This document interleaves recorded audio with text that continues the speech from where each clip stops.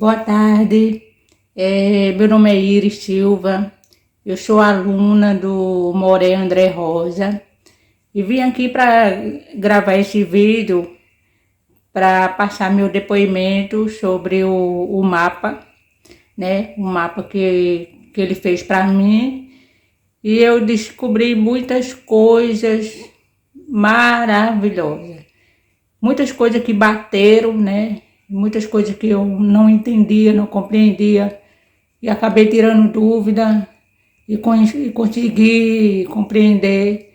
E realmente fantástico, fantástico. Mas o que mais me surpreende é com as coisas que vem acontecendo na minha vida, né? Em relação a minha família, minha vida passada, as coisas que eu ficava vai e volta e tudo mais.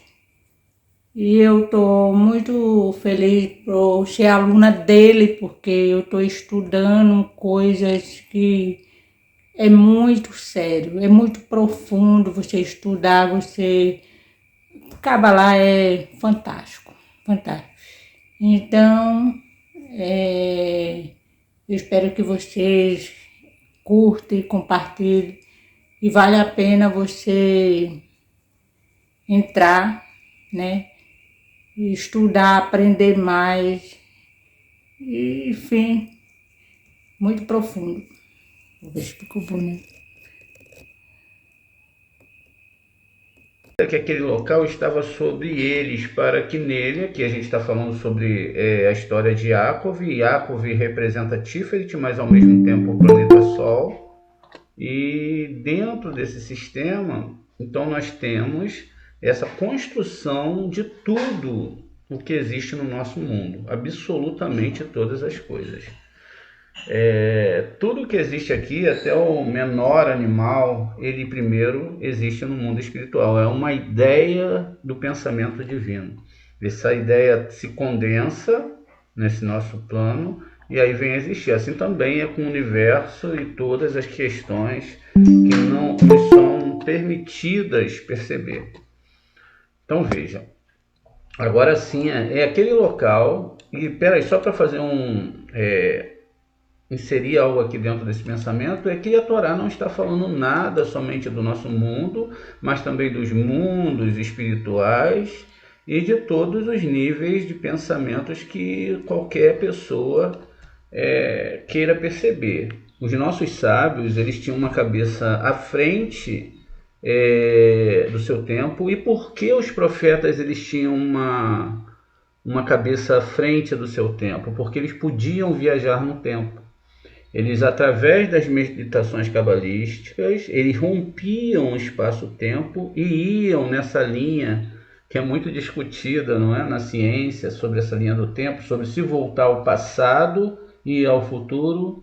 E justamente foi assim que eles conseguiram escrever toda a Torá de uma forma única, e trazer todo esse conhecimento. Por isso que tudo está codificado dentro da Torá, e trazer todo esse conhecimento que agora a gente tem aqui conosco, justamente por essa questão dessa profecia, que não é aquela profecia que nós vemos por aí. O que nós vemos por aí é um tipo de adivinhação egocêntrica. Por que egocêntrica? Porque imagina-se que Deus ele vai estar a todo momento dentro de um prédio com um determinado grupo de pessoas, fazendo revelações para massagear o ego das pessoas que acreditam naquilo. Ou seja, eis que eu te revelo que você vai ganhar um carro, um helicóptero, aquele... Sabe, tudo que você possa imaginar, isso não tem nada a ver com Kabbalah, nem com Torá, nem com Tanar, nada disso. Tanto é que eu convido vocês a me mostrarem um terlim de Davi, ele pedindo alguma coisa ao Eterno, a não ser que ele possa consertar a sua internalidade, a sua alma. Não existe. Existem alguns terlins que foram modificados, né? O Senhor é o meu pastor e nada me faltará. Essa tradução é errada, como pode se colocar em 90% de toda a questão dessa tradução da Torá, do Taná, da Bíblia para linguagens estranhas a ela mesma, são todas erradas. Além de não estarem certas, elas perdem o conceito original do que é a Kabbalah. E a gente já começou a perceber isso, mesmo quem começou a estudar um mês como a Thay já começou a perceber que a questão aqui é muito diferente do que realmente é o que entendemos hoje por religião. Muito bem, e aí continuamos aqui, né? E aquele local estava sobre ele para que neles pudesse ser estabelecido. Então ele deitou naquele lugar para dormir, pois agora a cama estava devidamente arrumada. E aí essa questão da cama, a gente salienta que não era a questão de que um personagem deitou ali e dormiu, mas que essa é a conotação da alma geral, que é Adão, e de todos os seres humanos, numa questão espiritual, e que todos nós vamos passar por essa experiência. Então ela estava devidamente arrumada, ele, ou seja, o sol, está vendo? Ou o Tiferet, deitou-se no referido lugar. Assim as palavras, ele se deitou naquele lugar para dormir, são paralelo a este sol nascer e esse sol entrar. Aqui também nós temos a metáfora para a internalidade do ser humano. Tem momentos que dentro da Kabbalah ele está muito feliz, muito alegre, muito bem, e vão ter momentos que vão ser extremamente difíceis, internamente falando. Um dia o Rabi Isaac estava sentado na entrada da caverna de Apiculta e um homem com seus 2 filhos passou. Um deles disse ao outro: o sol é mais forte quando está no sul. E aí entendemos que sul, vamos botar aqui entre parênteses, é a Sefirah Hesed. Então quer dizer, aqui a metáfora toda do Zohar, ela é interna. Então veja, e se não fosse o vento que tempera o calor, o mundo não poderia existir. O irmão mais novo disse: se não fosse por Jacó, o mundo não poderia existir, pois quando seus filhos proclamam a unidade de Deus, do versículo do Shema Israel, ou Israel, o Senhor é nosso Deus, Hashem é um, isso é Devarim 6.4, é que é uma expressão de unidade perfeita e absoluta. E então Jacó, seu pai, se une a ele e se toma posse da casa onde ele mora e estreita uma associação com seus ancestrais, de modo que o masculino e o feminino estão unidos. Muito bem. Vamos parar aqui e vamos entender essa questão dentro do sistema da Kabbalah. Muito bem. Quando nós temos essa questão, enfim, da construção dessa escada, na verdade a gente já sabe que a escada tem 125 degraus e que ela vai se projetando acima. Então ela também está no nível de 5 vezes 5 vezes 5, que vai dar 125 degraus, e que nós conhecemos como níveis de estudo da Torá. Quanto mais intelectualidade dentro da questão da Kabbalah, lógico que é extremamente necessário que as pessoas possam estudar, se formar, fazer uma faculdade, etc., para que elas possam ser mais ouvidas. Porque, como eu sempre digo para vocês, é muito importante ter uma formação para que vocês possam ser ouvidos. Então veja só, é importante porque todos os nossos sábios também eram grandes conhecedores de ciências, matemáticas e etc., para que eles pudessem até ter uma compreensão maior da Torá. Então esses 125 degraus quer dizer que é como se você estivesse juntando os mundos espirituais. Aqui a gente tem a letra Yud, que faz parte do nome do Eterno, a letra Re, a letra Vav, que pega essas 6 sefirotes, e finalmente a letra Re aqui embaixo. Isso significa que nós temos que unir isso através do estudo. O estudo vai fazer com que você suba aos mundos espirituais. Na verdade, nossos sábios falam em Pirkei Avot, eles falam lá que existem coisas que nós podemos fazer que são muito boas, acompanhar um enterro, acompanhar um casamento, uma noiva, tudo isso é muito importante. Visitar um doente é importante também, mas que o estudo da Torá cobre tudo isso. Por quê? Porque com o estudo da Kabbalah, que você salva o seu fragmento de alma, e então você, salvando o seu fragmento de alma, você fez algo muito importante para o mundo. A mesma coisa, se você destrói o seu fragmento de alma, a sua alma, você destrói todo o universo.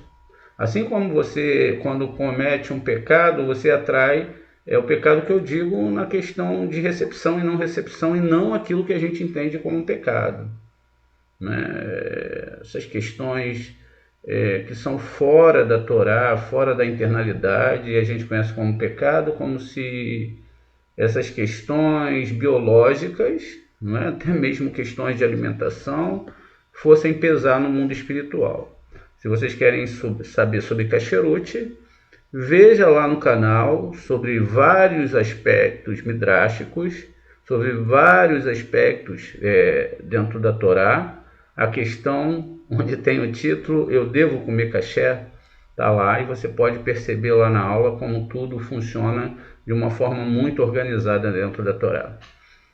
Muito bem, então a unificação desses mundos significa a unificação principalmente na minha internalidade, junto ao meu próximo. Quem é meu próximo? Também todo aquele que quer estudar Kabbalah. Porque se eu não me coloco no meio de pessoas que querem estudar Kabbalah, me meto no meio da religião, já não vai dar certo. Eu já vou me tornar religioso. Então eu ando com pessoas que vão querer estudar e que vão querer crescer dentro desse aspecto. Isso não sentencia que eu devo não amar todos os seres humanos. Não é isso. Eu devo amar todos os seres humanos, mas eu devo caminhar com aqueles que vão andar no mesmo nível de amor de alma do que eu ando, porque senão eu acabo me afastando. Então também unificar esses nomes é estar unido numa única alma. Qual a importância disso, essa unidade? É unir a Shekhinah, o que nós chamamos de Adonai, com a parte superior. Com a parte superior de Yud Kei Vav Kei. O nome Yud Kei Vav Kei, que nós chamamos de Havaiá, ele está dividido na árvore sefirótica. Ou seja, ele está dividido, né? O Yud está pegando essas duas sefirotes, o Re, essa sefirote, o Vav, essa sefirote, e aqui em Malhut, o último Re. Isso significa que o nome está desconectado. Não significa que está desconectado no sentido geral da palavra, mas está desconectado dentro do ser humano. Ainda que ele viva através de um aspecto de Nefesh, onde ele está ligado a esse mundo, ele está desconectado dos mundos superiores. Pois alcançar o mundo superior só é possível através da lei da doação.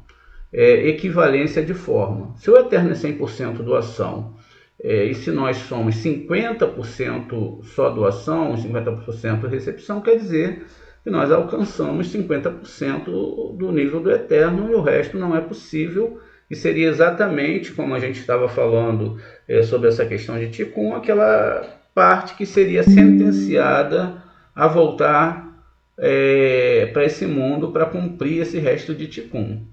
A outra parte, que se ligou ao eterno, não desce mais, ela não volta mais para o nosso mundo. Dentro, então, disso, a responsabilidade de completar isso é o nosso desejo. O nosso desejo de nos qualificarmos em sermos doadores, assim como o eterno é. A implicância disso e da união das almas é muito importante. A gente vê isso dentro da história de Sodoma e Gomorra. Ali a salientação de como se deveria ser um estudo de Kabbalah. E aí é preciso que Abraham ele construa com o Eterno uma forma, junto ao Eterno, uma forma de que aquela cidade não fosse destruída. Como havia uma desconexão muito grande entre os seres humanos, tudo era feito somente pelo sistema de interesse, ou seja, pelo sistema capital, nós tínhamos ali então que aqueles seres humanos eles não eram ligados pela alma, mas somente pelos aspectos físicos e monetários, ou seja, um olhava para o outro querendo ter um lucro em cima do seu próximo. E isso nós sabemos que foi o que destruiu a humanidade, ou fez a humanidade chegar onde nós estamos hoje. Perdemos a sensibilidade com o nosso planeta, com os nossos animais, perdemos a sensibilidade com as árvores e etc. E desmatamos indiscriminadamente. Se começarmos a ter uma consciência, a consciência ela tem que ser geral. Não adianta uma pessoa plantar uma árvore e a outra arrancar 10 árvores. O ciclo do crescimento de uma árvore é de longos anos e é natural que seja muito difícil a gente repor isso em pouco tempo. Muito bem. Então a unificação primeiro começa pela responsabilidade de amar os seres também. Ou seja, todo ser ele é uma representação desse pensamento divino no nosso mundo. Um simples inseto. Quantas vezes a Torá ela usa o exemplo dos insetos, não é? Que é chamado de Tolaim, dentro do sistema da Torá, para que a gente possa entender um argumento. Por exemplo, a questão das formigas, os gafanhotos, etc, etc.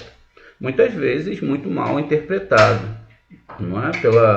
Pela questão de não comer inseto, etc. Não é muito bem isso que a Torá está falando. Mas se assim fosse, nós não comeríamos uma salada na rua, porque seria muito, mas absolutamente muito mais perigoso do que comer a carne suína.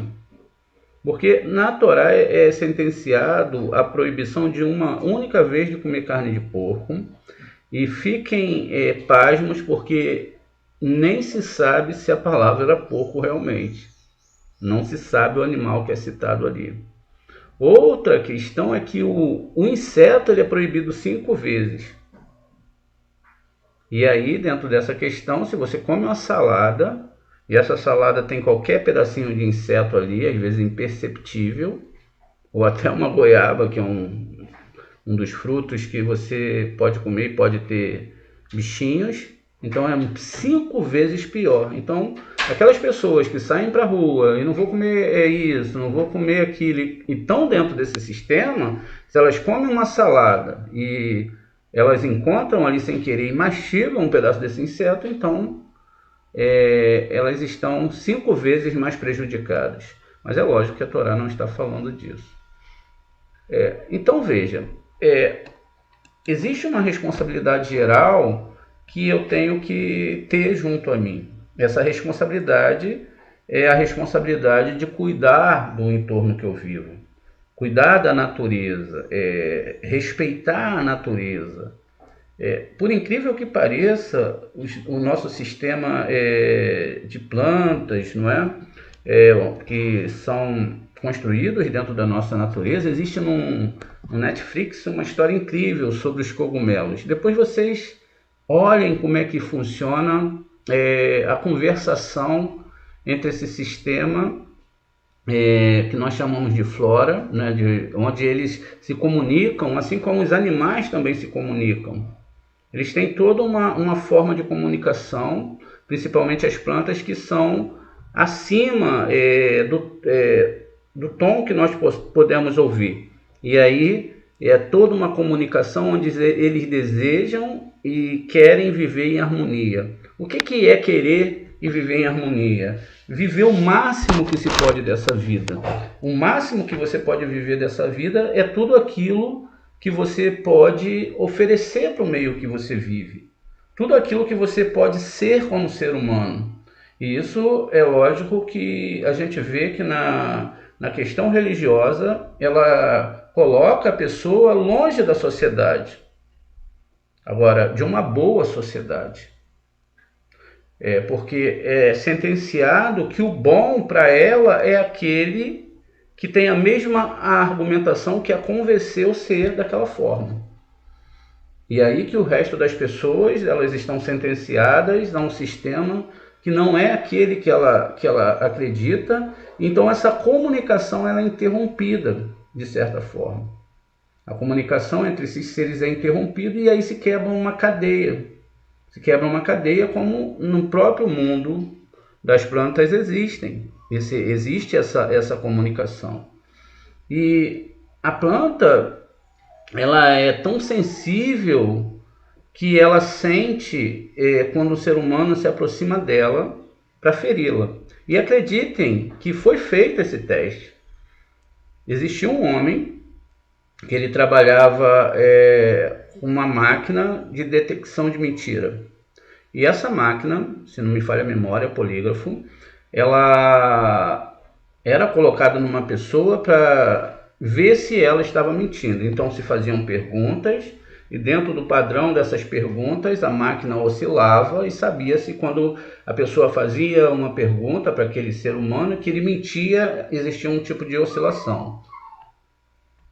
Esse tipo de oscilação, a planta ela tem essa percepção e existem dois pontos que existiram que foram cruciais para a gente entender isso.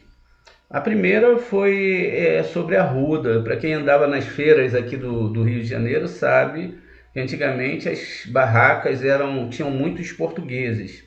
E era um costume dos portugueses andarem com a arruda na orelha. E vendia-se também essa arruda. Não sei hoje em dia se existe ainda, talvez nessas feiras mais antigas aqui no Rio de Janeiro possam existir isso ainda.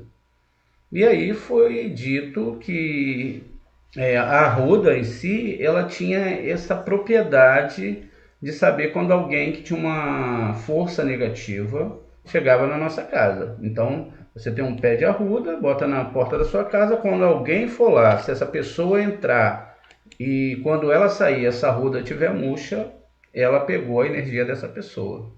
Como se sabe disso? Exatamente porque essa pessoa que foi trabalhar com esse sistema, ela foi fazer o teste nessas plantas para ver se funcionava. E ela colocou ali aquele sistema de detecção de mentira e também de verdade, porque ela capta todas as coisas e faz a diferença ali entre o que é verdade e mentira, e mandou uma pessoa com pensamentos bons chegar perto dessa planta. Então, sentimentos de amor, verdade, querendo salvar a planta e etc. E olha que nada aconteceu. E depois mandou uma pessoa chegar com pensamentos querendo cortar aquela planta, aquela árvore, querendo queimar e etc. E toda vez que se chegava perto dessa planta assim, o raio que foi delimitado ali pela experiência foi de 10 metros. Então, a 10 metros que uma pessoa chegava perto dessa planta, com esse desejo, a planta então sentia e logo aquelas canetinhas que ficam ali, aquelas pinças, elas começavam a se movimentar. Tamanha é essa realidade de percepção dentro do nosso mundo. Assim como nós também somos seres perceptivos.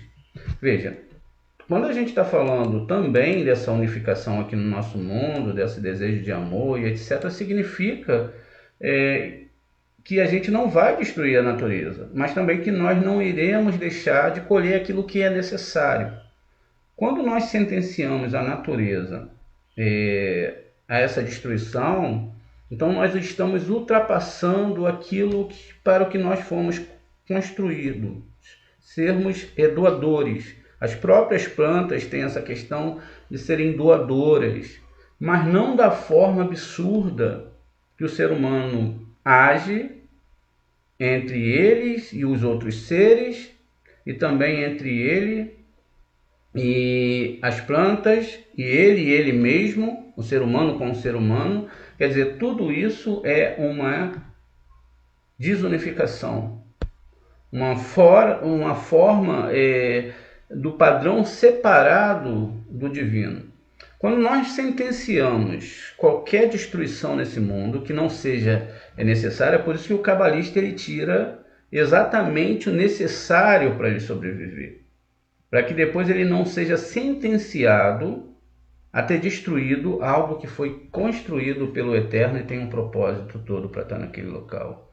Então, a responsabilidade com o meio que você vive, a responsabilidade em unificar à sua volta todos esses seres. Por isso que a própria Torá ela vai ser definida na questão espiritual, como nós iremos observar em outras aulas, através do nível mineral, vegetal, animal, humano e angelical. Justamente para trazer essa conotação do que é essa educação, não só um estudo, uma educação que o ser humano tem que receber para que ele possa entender a complexidade disso tudo. E é lógico, como eu disse anteriormente, se o ser humano ele quer conhecer essa complexidade, ele tem que estudar. E ele pode adentrar ao tipo de ciência que se adequa mais à sua realidade, né? A gente tem aqui, pelo que eu conheço, uma bióloga, né? Eu acho que ela está na aula, deixa eu ver.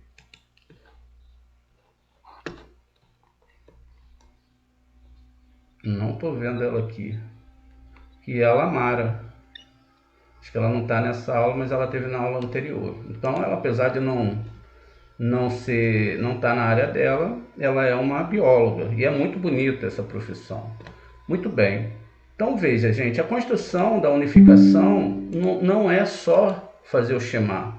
Não é só chamar Israel, Adonai Eloheinu, Adonai Echad. Isso é o mínimo que nós podemos reconhecer. Que a fonte de todas as energias, sejam elas boas ou má, é o Eterno. Mas também nós devemos nos sentenciar a não agir com a nossa força negativa, a nossa forma negativa. Isso também é unificar. Por isso que dentro dos nossos estudos, da Kabbalah, vão ser proibidos algumas questões muito sérias. Quais são elas? Lashon Hará, porque a Lashon Hará, ela divide o ser humano. E ela divide as pessoas. Lashon Hará é você falar mal ou bem de uma pessoa quando ela não está próxima. Por que não se fala bem? Porque você pode incorrer no erro de ter o porém. Você fala bem, mas porém, existe essa falha. Então é melhor que você não fale nada. A gente já observou em algumas aulas que, na verdade, o melhor é o silêncio. O cabalista ele aprende a andar em silêncio, por isso que ele gosta da natureza, gosta de locais mais afastados, porque ele quer o silêncio, ele precisa do silêncio. Ele precisa do silêncio para que ele possa ouvir ele mesmo. E geralmente quando a gente está em ambientes muito barulhentos ou com muitas e muitas questões onde nós falamos muito, a alma nunca tem tempo de falar. A linguagem da alma é lógico que não é a linguagem do corpo. É uma linguagem de unificação, mas que é sempre encoberta pela força do corpo. Então isso significa que fazer essa unificação também é uma responsabilidade de nos unificarmos aqui nesse mundo. E foi exatamente o que aconteceu com Davi e Jonatas. Agora a gente vai observar no Samuel 18, 1 Samuel 18, isso acontecer. Ou seja, a unificação dessa alma. Então diz aqui que a alma de Jonatas, ela se uniu à alma de Davi. Então, a alma de Jonatas, ela se uniu, se ligou à alma de Davi, e Jonatas amava Davi como a si mesmo. Aqui, no primeiro nível, a gente vê que tem que existir unificações de almas entre os cabalistas. A completude não é somente a questão da amizade física, você é meu amigo, você é legal, você é do jeito que eu sou. Não é esse tipo de amizade, mas é um tipo de amizade de ligação de almas. Agora, nós devemos ver a configuração aqui que Davi também é Malhut. É todo um sistema construído pelo Eterno, que é o planeta Terra, que tem toda uma configuração. Quando nós falamos dos planetas, a gente parece que está falando de algo tão simples. Não é falar, é tão simples. Mas existem codificações, tanto no âmbito físico do planeta, na sua funcionalidade, na forma que ele foi feito, se ele é rochoso, se ele é gasoso, qual é o ciclo que ele tem em relação à Terra, mas também existe o conceito espiritual. A própria Terra, ela tem esse conceito espiritual, que nós chamamos de onda de Schumann, que muitas vezes é também muito mal interpretado pelos até alguns cabalistas de plantão. Mas é lógico que se você ataca a natureza contra-ataca. Ela tem uma forma de defesa. A gente vê que essa forma de ataque ela pode ser a própria natureza reagindo com seus chuvas, desmoronamentos, terremotos, etc. Tudo que pode vir a prejudicar o ser humano, porque o ser humano adentrou, desmatou ou foi viver onde não se devia e não respeitou ali as leis da natureza. Nas encostas, quando se retira muitas árvores, essas raízes que ficam ali, elas sustentam o solo. Quando se retira ela, tira-se a sustentação do solo, e vimos isso algumas vezes aqui no Rio de Janeiro, potencializar acidentes que morreram mais de 1000 pessoas. Então, quando também se ataca, por exemplo, a natureza, surgem também as pandemias. Essas pandemias, elas se espalham pelo globo e sentenciam milhões de pessoas, ou até milhares ou milhões de pessoas à morte. Quando nós agora pensávamos que éramos os donos da ciência, já tínhamos controlado doenças como Ebola, AIDS e outras, H1N1, etc., surgiu a Covid-19, que está codificada na Torá, por incrível que pareça. Porque houve um descontrole dentro da natureza. Alguma coisa aconteceu que o divino permitiu que isso acontecesse.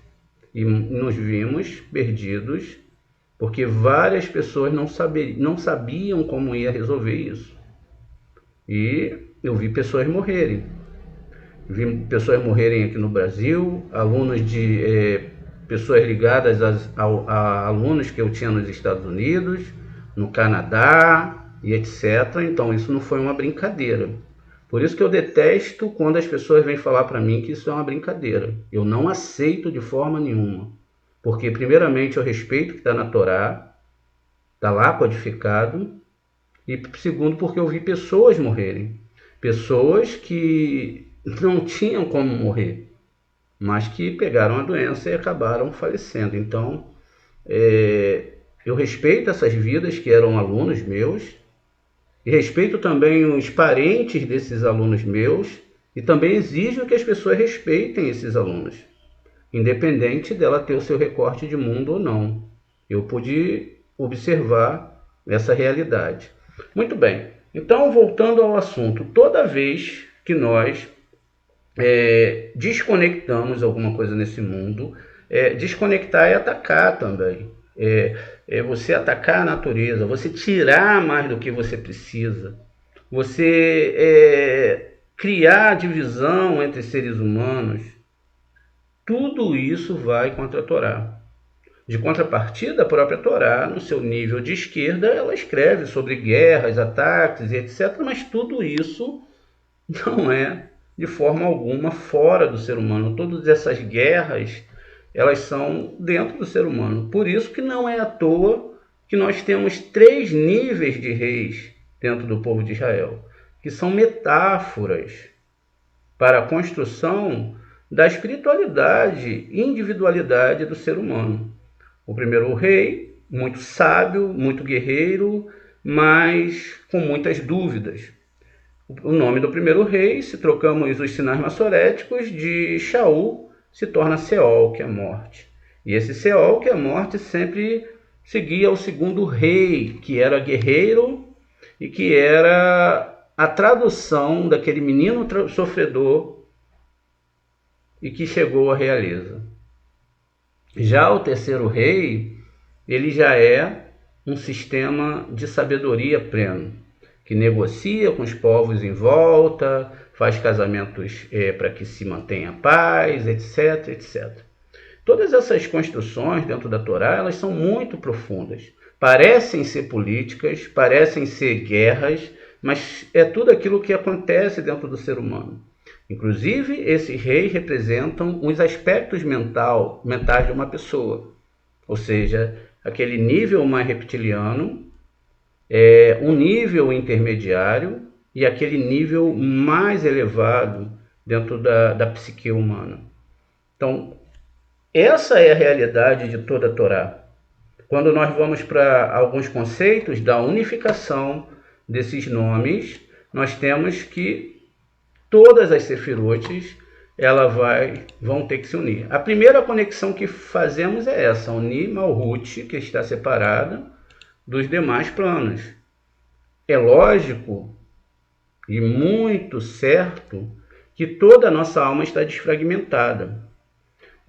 Desfragmentada do conceito original, desfragmentada do que realmente é a Torá, porque nós temos essa forma de entendimento que é o da desconexão, ou seja, chega a ser um pouco egocêntrico quando a gente fala, olha, eu faço parte de um grupo e você não faz. Eu tenho o DNA X e você não tem. Então, perceba que quando nós fazemos isso, nós nos sentenciamos a fazer o que Rava fez na questão de Caim, falando, eu gerei um filho. Na verdade, nós temos que entender que todas as possibilidades que acontecem na nossa vida e todo o mecanismo que nós fomos configurados e nos possibilitou chegar a qualquer local nesse mundo foi somente o Eterno, através da sua criação e através de criar na pessoa aquele desejo dela seguir aquele caminho. Alguns foram sentenciados a caminhos que parecem serem estranhos aos nossos olhos. Mas, na verdade, sempre a parte principal vai estar ligada à questão da história de Yosef, que é a alma que é mandada para esse mundo, e o ego. Uma pessoa que sofreu muito pode se tornar uma pessoa muito boa ou pode se tornar uma pessoa muito ruim. Ela vai decidir o que essa configuração interna dela, esse ego, o desejo da vingança ou o desejo de alavancar aquilo que foi prejudicado nela para o bem, existe nos 2 parâmetros. Agora, deve-se observar que você não pode amar uma pessoa e não pode sentir a dor de uma pessoa se você não tiver vivido aquela dor, se você não tiver passado por aquilo. E isso nos leva a fazer uma questão que é extremamente aconselhável dentro da Kabbalah: se manter em silêncio em relação ao masal das pessoas. Não se intrometer, não criticar, não falar, tentar se manter em silêncio até mesmo quanto aos seus problemas internos e falar somente o extremo necessário, porque no final todas as palavras, todos os pensamentos que nós trouxemos para esse mundo e que não foram adequados à Torá, eles serão sentenciados e trarão sobre nós uma grande responsabilidade, porque tudo que falamos é divino, ainda que seja levado de uma forma errada e trazido para esse mundo de uma forma errada, é um tempo de vida, é um pensamento, e assim o é. Então, fazer a unificação de todas as coisas, nós devemos começar por esses detalhes. Primeiro, consertar a árvore sefirótica aqui de Malhut, todas elas, para chegar no nível superior, e aqueles que depois que estudarem, compreenderem, sofrerem as 10 pancadas do Egito, que é você mesmo que vai sentir, os 10 testes de Abraham, e se conseguir chegar lá, é porque você realmente amava Hashem e não tinha nenhum interesse além de estudar essa Torá e segui-lo de todo o coração.